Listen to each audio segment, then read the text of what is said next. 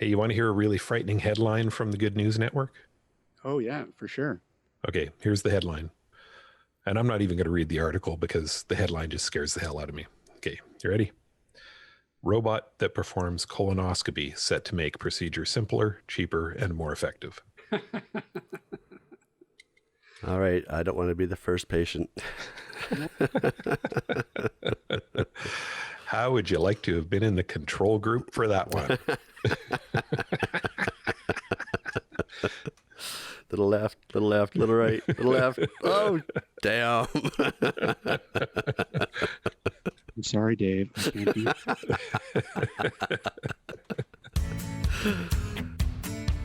This is the AT Banter podcast, a balanced and entertaining look at assistive technology, accessibility, and its importance in people's lives. Join Rob Minot, Ryan Fleury, and Steve Barclay as they banter with people around the world about anything and everything regarding assistive technology and the disability community. Now, on with the show.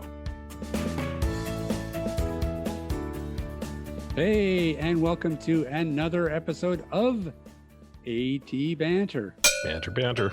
Hey, that's premature dingage there. Sorry. Yeah, it happened. Story of my life. That's true. Hey, my name is Rob Minot, and joining me today, the quick on the draw, Mr. Ryan Fleury, Hello. and Steve Barclay. That would be this guy. And how you guys doing? Oh, just swell. I hear Ryan's on vacation. Yeah, for the most He's part. been on vacation the entire week. That's right. Yeah, what's frightening is I didn't notice a difference. I haven't sent you all the emails I've got to get caught up on. Okay, so I guess there was a difference. No, there hasn't been that many. I have been replying to people. I haven't called anybody back, but there's been a few emails that have needed to be taken care of. So I got your back. What do you? TCB. What have you been doing? Really, not a lot. Linda's recaulked our bathroom tub. We had Benji in for surgery yesterday, so he's recovering. Oh, Benji is our little Cocker Spaniel. Other than that, we've just been kind of puttering around the house, getting stuff done. Yeah, I guess that's what most people's vacations look like these days. Is just staycation is kind of the new thing. Had to get the car in for servicing. Just life stuff. How about you guys? Meanwhile, I've been running around Vancouver all over the place. Yeah. Yeah. Little more than I should have to, actually, because I'm an idiot. I went out to do deliveries on, Tuesday, I guess, and had one in Richmond, one in Vancouver. Got to the one in Vancouver, dropped off the stuff there, got back in my car and realized, hey, I left the stuff for the one in Richmond sitting on my piano at home. Oh, no. Geez. Yeah, that wasn't my brightest moment. So a separate trip to Richmond the next day. Oh, well. And we know what Rob's week's been like. He's been crazy busy. Yeah, it's been Yeah. Yeah, that's right. It's Gala week. That's over right. here. And it's pretty exciting. Yep, Big day, big night tomorrow. that's right. Looking forward to it. Yes, indeed. Jackie and I will be cloistered up in our bedroom doing the gala stuff because Abby's got friends over for her birthday. Oh, So she's taken over the main floor while we gala up in our bed. Mute your microphone.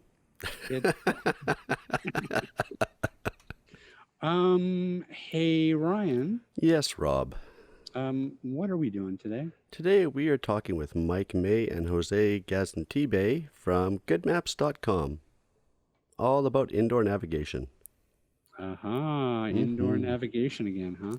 You betcha. It's the new frontier. Not the deepest ocean, not the cold stretches of outer space, but inside a building. That's right. Where's the bathroom? Hey, guess what, guys? What? What? We got mail. We did. We got mail. I was so excited. We got another email from a faithful listener. Thank you so much, Steph. Woo, woo. Cowbell for Steph. We only get a little excited when we get mail. Oh, yeah. In any case, let's read this. So she says, "Hi, folks. Thanks for such a great podcast. I was just listening to the podcast about suing companies due to inaccessible website and based on my experience of the website world, companies need to be sued, otherwise they would not even bother to make their sites accessible. Over the past couple of years, I've approached companies about their website and have also offered to educate them on how to make it accessible in exchange for a fee or an exchange of service or item. I've had companies be willing and interested to engage on making their site accessible, and other companies say such things as, "We are not specializing in the blind." Some companies, once educated, will make changes, while most do not bother, and if by chance you can find their phone number on their site, they are not willing to help via phone. It needs to be approached right from how up-and-coming web developers are educated, and if they do not make their sites accessible, it should be upon them to fix their mistakes without charging companies who have hired them to make their websites. As a blind person, I spent the time to find out how to ensure my website was accessible so the tools are available. I say bring it to the attention to website owners about their accessibility issues and set up a time frame to have them fix it. And if they are not willing to do that, then file a complaint with the government. And if at that point changes are not made, it is not up to the users of websites to troubleshoot what other accessibility tools might work, and the next step is to sue. All sites need to be accessible with iOS, Android, computers, tablets, and up-to-date browsers. I commend and cheer those who are willing to go through all the time, effort, and struggle of suing a company for their lack of accessibility. I look forward to the day that a company is no longer able to say, "Oh, we are not fixing the website for the blind," or "We are not specializing in the blind at this time." Cheers, Steph. Yeah, and that's a good point. I think we are at that point now, because clearly the ADA empowers people to, leverage that legislation to go after people who are too lazy to make themselves accessible. So, Well, I'm going to play devil's advocate again because I agree with everything she said, but at the same time, if you are a user of a blindness product such as a screen reader, learn to use your screen reader. well, that you're talking about a different issue then. You're not talking about an inaccessible website. You're talking about somebody who doesn't know how to use the tool Okay, to but access the website. Define inaccessible. Something that Well, I mean, there's lots of examples of websites that are inaccessible. There's, websites with nothing but graphic elements on it, with no corresponding text or alt text. There's websites that have controls or tools that, aren't properly labeled. There's lots of Yes, there are things lots that- of examples that for sure Yeah. a screen reader will not be able to read. But in Yeah. some of the past examples we've seen, there could be workarounds. Not to say that's the answer. Yes, all websites should be accessible. I totally agree. But there are definitely, I think, some things that we as users have a responsibility to learn and do to learn our tools and how they can be used. Most of us who are blind and use our screen readers probably use 20 to 30% of what the program's actually capable of. I think that the important thing about this, especially right now, is mainly it's about optics, and it's mainly about bringing suits to some of the bigger players that clearly aren't playing ball in terms of of really going out of their way to make sure that their products are accessible.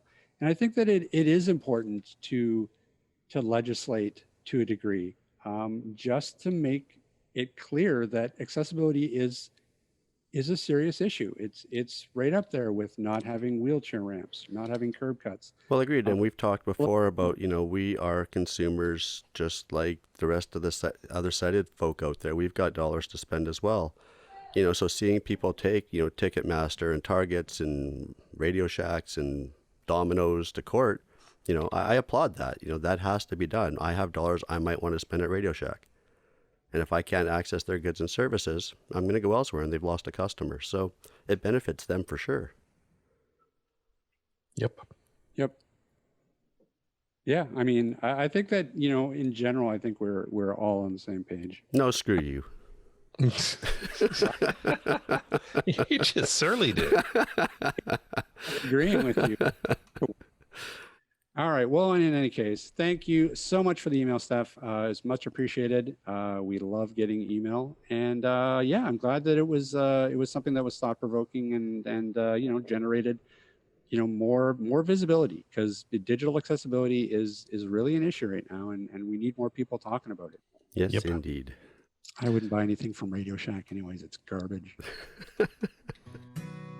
Hi everyone, this is Steve from Canadian Assistive Technologies, and this is a shameless plug. A few years back, everyone was all excited about the Pen Friend from RNIB, which allowed folks to use small stickers with a chip in them to label products and record descriptions. We are pleased to be Canada's distributor of Way Around products, which do the same thing, but utilize a cell phone as the reader. There are a variety of available tags, from simple stickers to clothing buttons, magnets, clips. There's something to label almost everything. The descriptions you enter can be any length, and they are automatically backed up to your account on the web, so no matter what happens, you'll never lose your descriptions. Check them out on our website at www.canastech.com.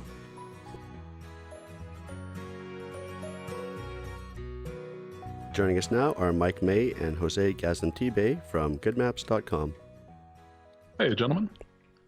We want to Hey, thank you guys. so much for taking some time out to join us, and sorry for the last minute time change, but we appreciate your ability to adapt. Our pleasure. It's the startup world. You got to be nimble. All right. Well, hey, let's get right to it then. And can you just give us a little bit of a snapshot of what GoodMaps is? Yeah, absolutely. So GoodMaps is a couple of things, but primarily it is a digital mapping platform. We go into indoor spaces with Lidar and create maps out of the images and the data that we receive. And then we make those spaces navigatable for people who are blind or visually impaired using our application, which is called GoodMaps Explore. Users can currently use GoodMaps Explore primarily outdoors, but every week we are adding new indoor venues to enable indoor navigation. Can you explain to us and the audience what exactly is Lidar? Yeah, great question. So Lidar, I think one of the first things that's important to know is Lidar is the technology that undergirds a lot of what is happening in autonomous vehicles, self-driving vehicles. And it is effectively hundreds of thousands of very low-grade lasers, not harmful to anybody, that are sent out every second, and they are used to identify what is around you. So effectively, every time one of those lasers interferes or comes up against something, we are able to identify how far away that interaction happened, and then we cobble together all of those different points of light into a single image, and then we use that to define the space that's around us. Where are the walls? Where are the hallways? Where are the people? Where are the items that we need to be aware of? And it all happens in the blink of an eye. One of the questions I had was, Apple, of course, announced a whole new set of iPhones yesterday. I think some, if not all, including Lidar. So is all Lidar created equally? And will this allow people or enable people to go in and map their own sites? Oh, Ryan, that is such a good question. So all Lidar is not created equally. And what Apple announced yesterday, we're very, very excited about. We think that we're going to be able to use it to identify dynamic points of interest around you, groups of people, individuals, tables, chairs, all of the things that are important to know the change after we go in there with an individual scan. And so the new technology that Apple is making on their phone means that we're going to be able to do things that we weren't able to, and that are going to really revolutionize accessible navigation. Unfortunately, because of the restrictions on power and size and memory, the Lidar devices that are on the iPhones are relatively low grade, and they don't have the range, and they don't have the memory to really replicate what we're doing with a dedicated Lidar device, at least not yet. Okay. The nature of this technology is it gets smaller and more portable and more efficient over time, but at least with the current version, we will not be able to use it for mapping, but we will be able to use it for item identification. Cool. And for the moment, it's on the iPhone Pro and Pro Max. Right. So no, there's been a lot of companies that have taken a lot of kicks at the can in terms of indoor navigation. What's the advantage of Lidar over some of those, like, for example, like beacon technology and stuff like that? Yeah, so I think one of the things that's important to understand about our approach, it's a few things. So first of all, we use Lidar really only to create the actual map that is utilized during navigation, but LiDAR doesn't help you with positioning. For positioning, we use something called camera-based positioning. And so effectively, we're fusing two technologies. The first one is the AR kit or the AR core that you can find on your smartphone. And then the second one is technology that we've developed with a partner where effectively when we walk into a building, we're collecting hundreds of thousands of images. And all of those images have locations associated with them. So coordinates, XYZ coordinates. Somebody who's using our application, every 10 seconds or so, we will send an algorithm, an API, a picture of where the user is, and then they will return an extremely accurate XYZ coordinate of where that individual is. And so we are seeing meter to meter and a half level accuracy on relatively long trips. So what does that mean? Why is this different? We're able to significantly improve the accuracy that a user experiences when they're walking through a space. Usually with beacons, best case scenario, you're looking at about 4 meters. More realistically, you're talking about 5, 6, or 7. With our camera-based positioning, you're looking at about a meter to meter and a half. And then from the perspective of the venue, there's no hardware. There's nothing to put on your wall. There's nothing to maintain. There's nothing to monitor. There's no batteries to replace. And so for both the end user who's trying to make their way through a building and also a building owner who's trying to reduce what they have to do within that building, this solution is really ideal. So, there's a couple different companies that I'm aware of, you guys included, that are doing this mapping of indoor spaces. Is this something you guys are going to be doing on your own, or are you partnering with others? Because this is such a daunting task. Yeah, that's a great question. So the answer is yes, and we're partnering with others in a few ways. So we just released an announcement that we've partnered with CNIB, the Canadian National Institute for the Blind. They are going to be our Canadian distributors. We have armed them and trained them in the use of LiDAR. And so they're going to help us expand our footprint in Canada, and there will be other countries that we hope to expand to over the course of 2021. But then I think there's another fundamental question here. So let me take a step back. When APH created our company and we were trying to determine how we could make a really big impact on accessible navigation, indoor mapping was by far the biggest bottleneck. There are simply no indoor maps. And so I can create the best navigation app in the world. And if I don't have a map to refer you to when you enter a space, I'm not doing much good. And so that's why we decided to focus on mapping. And so by extension, if we feel like we have created a process and a platform and are leveraging the latest and greatest technology to actually create those maps where they don't exist, then we think we have a moral obligation to share those maps with other accessible navigation technologies. We're really proud of what we've done with GoodMaps Explore, but we know that it might not be everybody's preference, or that people have other navigation apps that they're used to. And so in 2021, we'll be releasing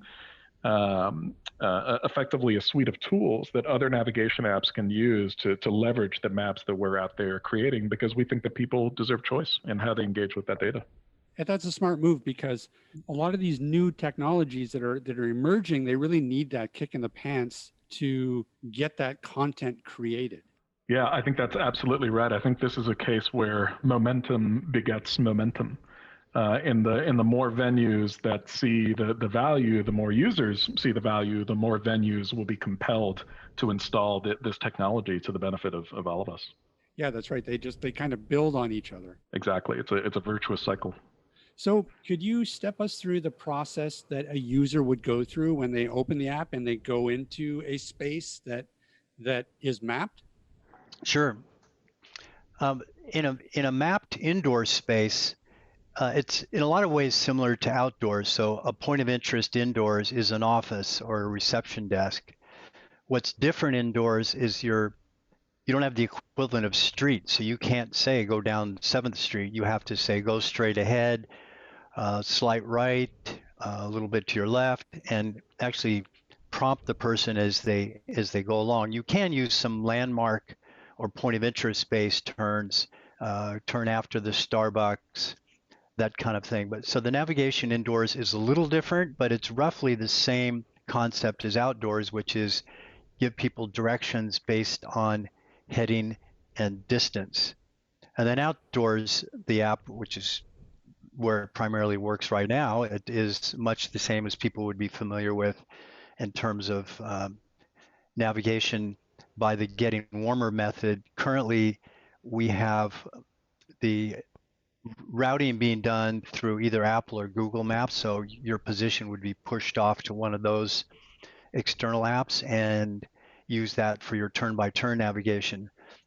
What is pretty unique compared to even the beacon systems that have been around for a while is in our indoor mapping, we do give turn-by-turn directions, which is not a trivial thing to accomplish inside where you don't have those grid streets to navigate people on. You're talking about hallways and also multiple floors.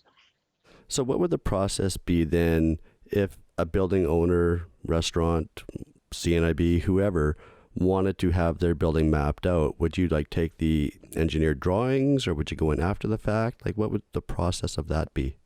Yeah, we can leverage engineered drawings. I think the reality is that oftentimes those haven't been updated in a very, very long time, in some cases several decades. And so you're automatically dealing with information that isn't up to date. So our preference and where we generally start off is to send one of our mappers in with one of the Lidar backpacks.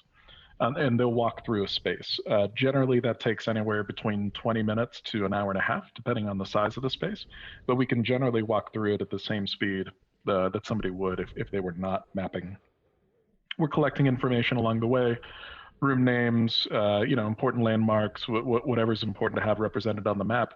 And then basically we go back and we spend a handful of days taking that raw data and turning it into floor plans and populating that floor plan with the relevant information.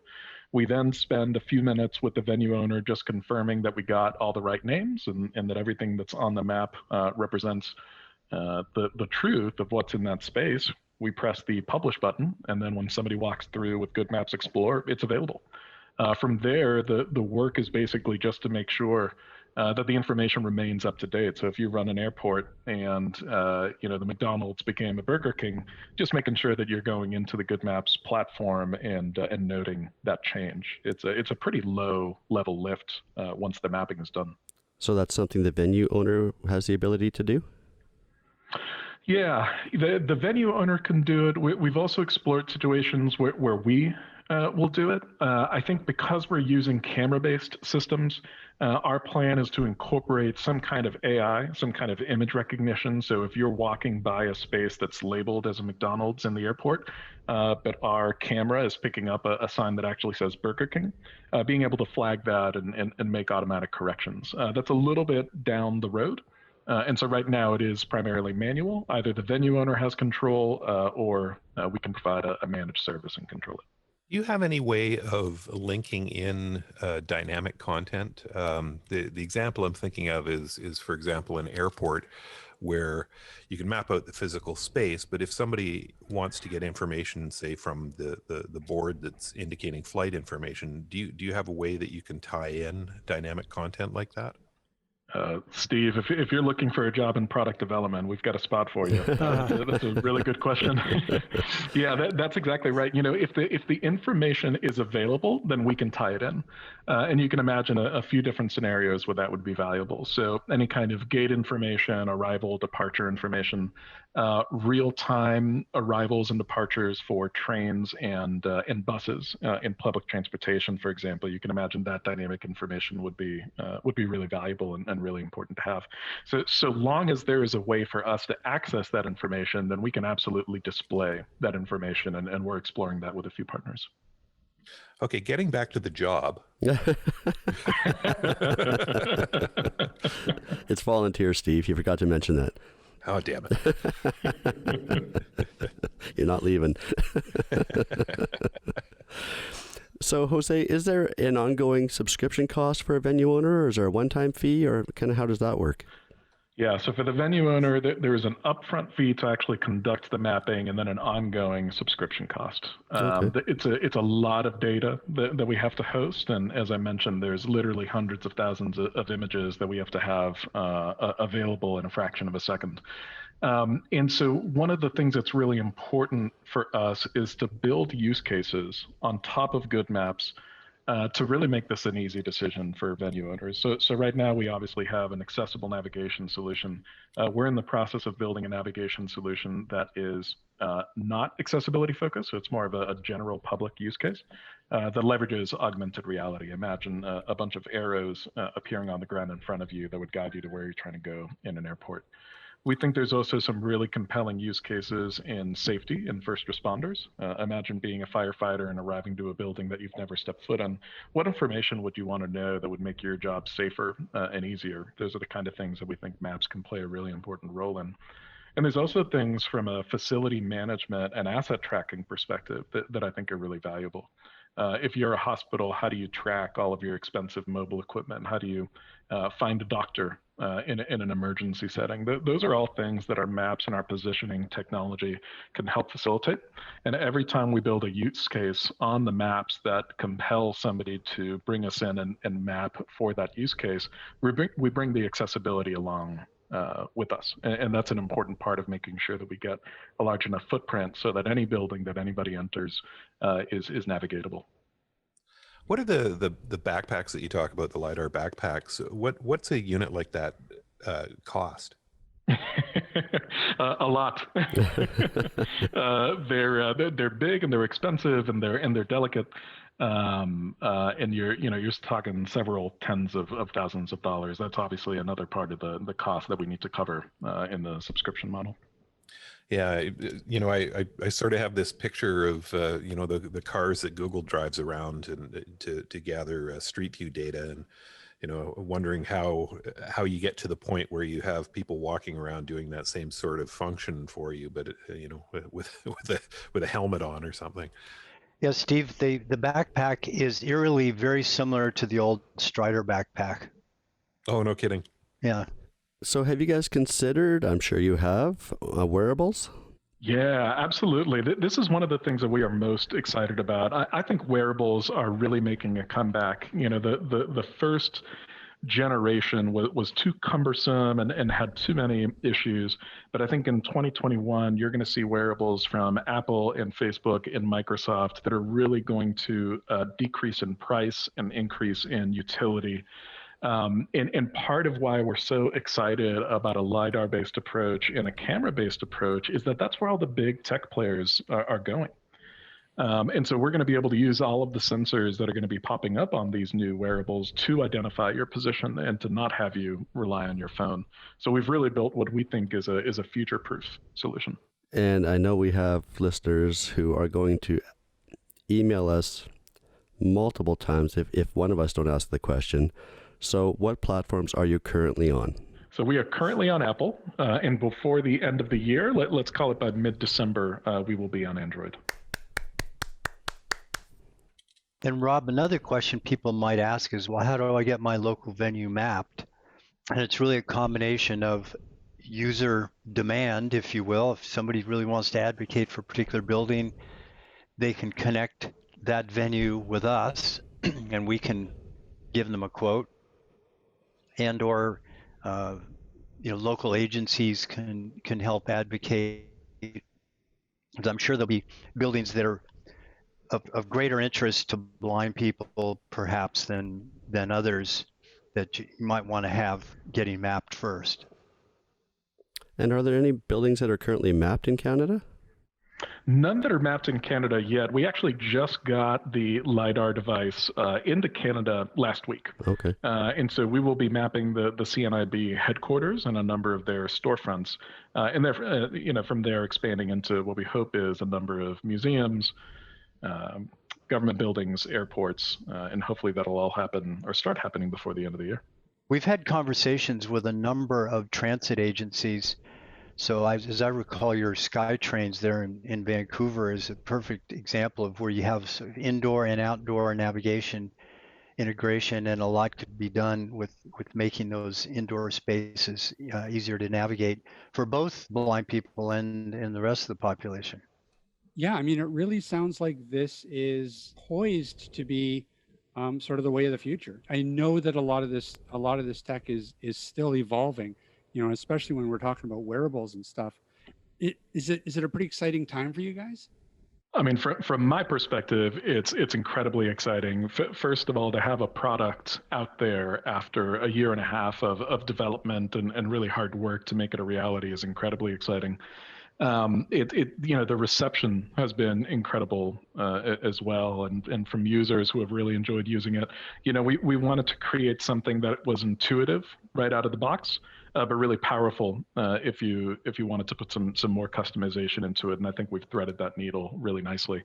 And I think for people who have been in accessible navigation for some time now, it's a pretty exciting time. And I think Mike's in a great spot to talk about that.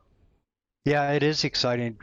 Turning the corner largely because of the mapping and the positioning. That's really been the bottleneck for all the years that I've worked on it. And many kludge systems have been tested, and you can find a pilot situation where they work, but to really be practical and viable in commercial settings, has taken this kind of breakthrough with the camera-based positioning and the Lidar mapping to make it work. There's always issues around privacy whenever technologies like this roll out. What sort of are you seeing any pushback on privacy issues, and what sort of things do you see as being problematic? Yeah, that's a great question, and one that was really top of mind for us from the get-go. And I think there's really kind of two answers to that. So the first one is privacy of a venue's mapping data. And when we started this effort, we heard from a lot of people who said, we would love to make our building accessible, but there's no way that we're going to let you come in here and map and put that map on an open platform like OpenStreetMap, where literally anybody with an internet connection has access to my floor plans. And so that was really a deal breaker for a lot of folks. And so as we created our own mapping platform from the ground up, we built it with the ability for the venue owner to define what information they wanted to make public and what information they wanted to either not publish at all or only publish for their employees. So for example, you can imagine that the information that a nurse at a hospital sees needs to be very different from the information that an engineer sees or that a patient sees. And we've built GoodMaps with that specific ability because we want to make sure that we respect the privacy and the data of our venue owners. I think the other way that you can think about the privacy and the data is from the user's perspective. And you can imagine, digging into our tech and you realize that, every now and again, they're taking a picture on my phone so that they can figure out where I am. Number one, are they tracking my location? Number two, are they storing my images? And the answer to both of those is no. We do not store any kind of location information. And number two, nobody ever sees the images. It's all automated, and the images are all destroyed as soon as we are able to return to your phone a location. So using a camera-based system doesn't have, or at least our camera-based system, doesn't come with any privacy concerns on behalf of the user. In terms of the actual process of going in and mapping a space, is it a fairly quick procedure? Yeah, great question. So to give you an idea, there's a local library that APH mapped when they started this effort 3 or 4 years ago. And it took a team of two, about 2.5 weeks of being in the library and creating that map. But it's a relatively small library. It's 2 floors. When we went in with the Lidar backpack, the total amount of time that we spent scanning was about 18 minutes. There was about 5 minutes before that scanning process where we just needed to understand the layout of the building so we can plan our route. And then there were a few minutes of just collecting information on rooms and whatnot. So from the perspective of the amount of time that we're spending in the building, it is extremely small. And that's by design. We want to lower the requirements for the venue owners and really remove the reasons that they have to not invest in these kinds of systems. Now, like any system, if you don't maintain it, it's not going to be good. And so venue owners do need to make sure that they're paying attention to what is in the maps and what is being shared with visitors. But GoodMaps is very intuitive and very easy to make those changes. With a LiDAR system like you're using, what sort of range are you able to cover with it? Like, I'm thinking about, say, a soccer stadium, for example. If you were standing on the field, would you be able to map the bleachers with it? That is a great question. The short answer is no. You would not be able to map the bleachers. But we have not run into any restrictions on any indoor spaces that we have mapped so far, and that includes, extremely high ceilings and amphitheater-like settings. For example, in an airport, some of those common areas and terminals in the airport. So the range is pretty high. I'll have to get back to you on the exact number, but it is in the tens of meters. Yeah, I'm really fascinated by this. I mean, it's a new revolution in information, and we've seen over the course of our lifetimes, we've seen so much new information get added to the databases, and this is a whole new area. Yeah, I think that's exactly right. I mean, I think indoor mapping is the next frontier. It's the single largest unmapped space in the world, and I think that's both daunting and exciting to think about. And I think there's a couple of things that get me really excited. Number one, as a sighted person, I need this technology. I was just in the hospital over the New Year, welcoming my son into the world, and I got lost every single day. We were in there 5 days. I wish I had known the quickest way to get to the cafeteria and how to make sure that they were still open. I think the other part that's really exciting here is that accessibility has a seat at the table from day one. And as we go through this new mapping process, and as we incorporate LiDAR and machine vision and image recognition, accessibility is along for the ride and has a seat for the table, instead of us tapping their shoulders 10 years later and saying, hey, did you guys forget about us? And I think that's really important, and we're proud to be representing accessibility in that seat. One of the things I was just thinking about is, when does the indoor GPS or indoor navigation kick in? So I'm just thinking of a scenario of, let's say, a person in a wheelchair coming up to a building that may not have a wheelchair ramp to get into the building. Will the GoodMaps actually tell him, outside, go around this way, 500 meters, wheelchair ramp will allow access on the south side? Or does that only work for indoor navigation? Yeah, if there's a portion of the building that is outside, then we will use GPS to navigate them inside. The camera-based positioning will kick off once we are able to identify that you have walked into that building. Right now, we're using a single Bluetooth beacon at the entrance of a building, so that as soon as you walk in, we can identify that you've entered the space. Eventually, we'll figure out a better way to do that, but it's a pretty straightforward solution right now. Right. But things like marking wheelchair ramps and other accessibility features, that's all a matter of something being entered in the database. Sure. So it could be added to that particular building, and there are some, there's an app called Able Road, for example, where users input this information. Where are the curb cuts, particularly in cities that don't have a lot of them? And can you navigate a person in a wheelchair to the streets that do have the curb cuts versus the ones that don't? So that's all a matter of just enhancing the database.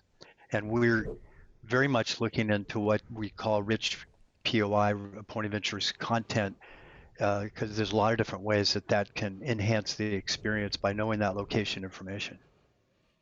Right. And I also saw recently, I think it was, that you guys have also partnered with Be My Eyes. So can you tell us a little bit about that? Yeah, when you go into the app, there's, I guess, starting off, one tool doesn't do everything for you, so you need multiple tools. And if you can have them all wrapped up into one experience, that makes it easier. So the Be My Eyes button to launch that visual assistance service is on the More tab of the Explore app. And if you get close to a building and you're not sure where the door is, then you can tap on that Be My Eyes button and raise one of the volunteers to help you with the visual assistance. And is GoodMaps available now? It is. GoodMaps Explore. GoodMaps is one word. So you search on those two words in the iOS App Store and it should come right up for free. And for those Android users, you can go to goodmaps.com and sign up for our newsletter. And as soon as our Android version is released, again, before the end of this year, you'll be among the first to know. All right. Excellent. And you guys, I feel like you're very fortunate because you're falling into this great space where there's a lot of mainstream applications to this that I think will really help drive things forward. You know, the ability to go to a library and, you know, you think of any place that you go to that's large enough to need a map or a directory. You know, we could be digitizing all of that information and making things so much easier for everybody. I think that's exactly right. I think there is a benefit to society as a whole. We're starting with the blind and visually impaired community, but really as super users of this technology. And in the same way that audiobooks were originally designed for people who were blind or visually impaired, in the same way that curb cuts were designed for people in wheelchairs, the work that we're doing here is going to benefit everybody. And we look forward to proving that out. You know, there are two things that are in the pipeline that I think are really interesting and really compelling. The first one is that we are working on this concept of what we call an enhanced POI.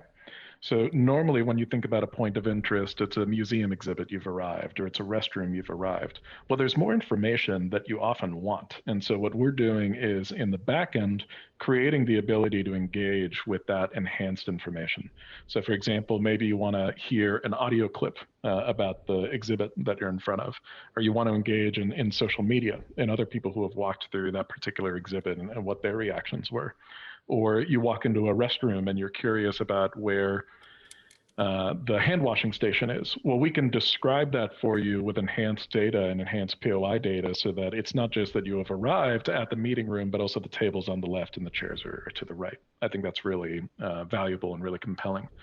The other thing that we're working on is bringing this same level of accuracy that we're seeing indoors into outdoor settings.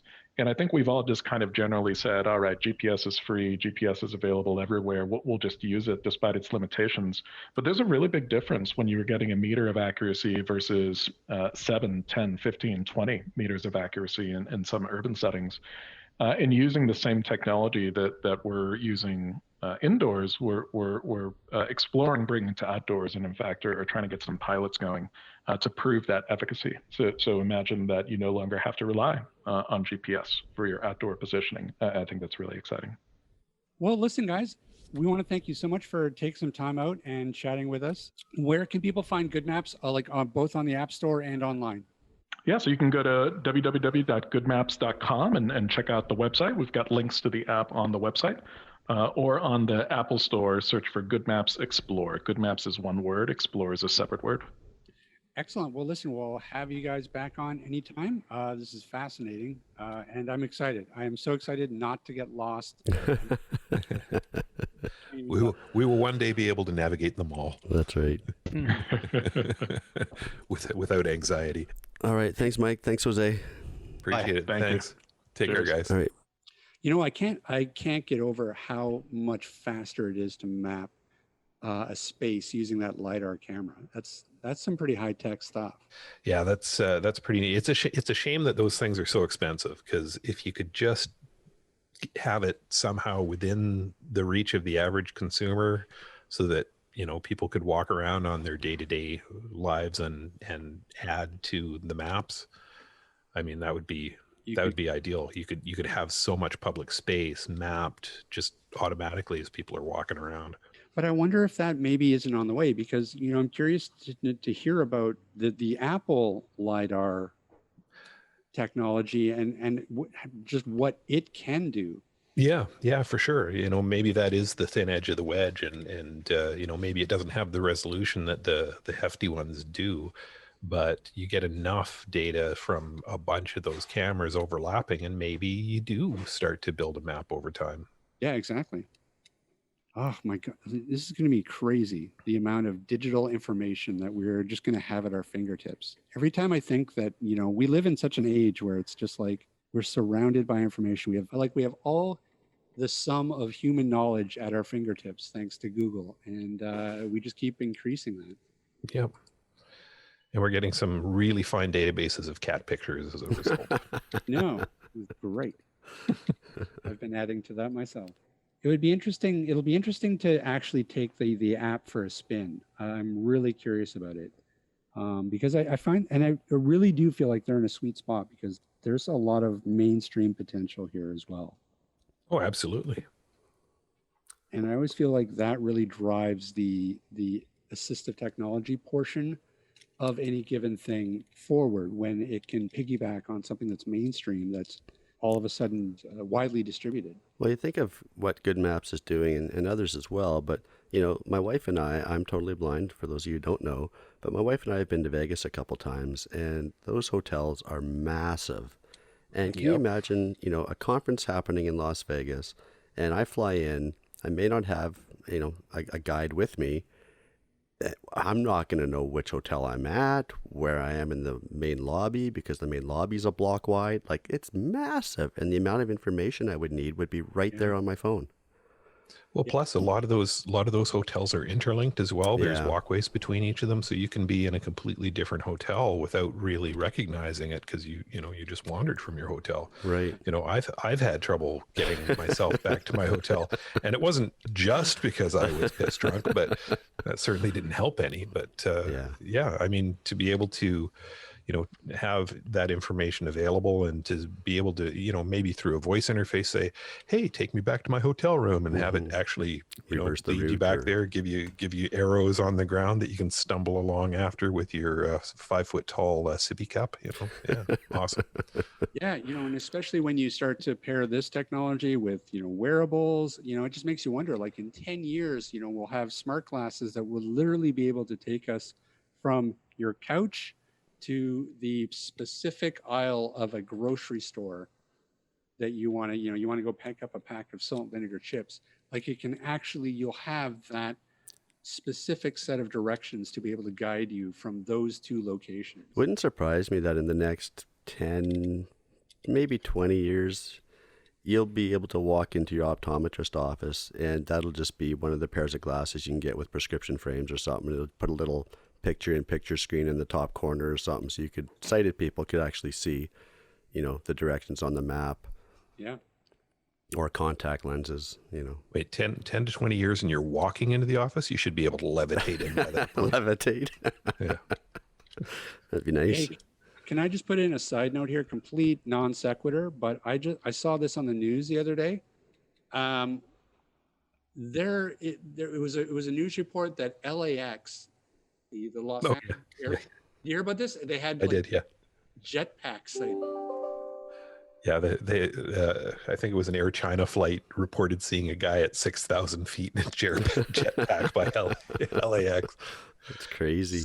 He's got a jetpack flying at 6,000 feet. Who is that? Iron Man. And it's not the first sighting of the guy either, apparently, or a guy at least. Yeah, that blew me away. I'm like, what?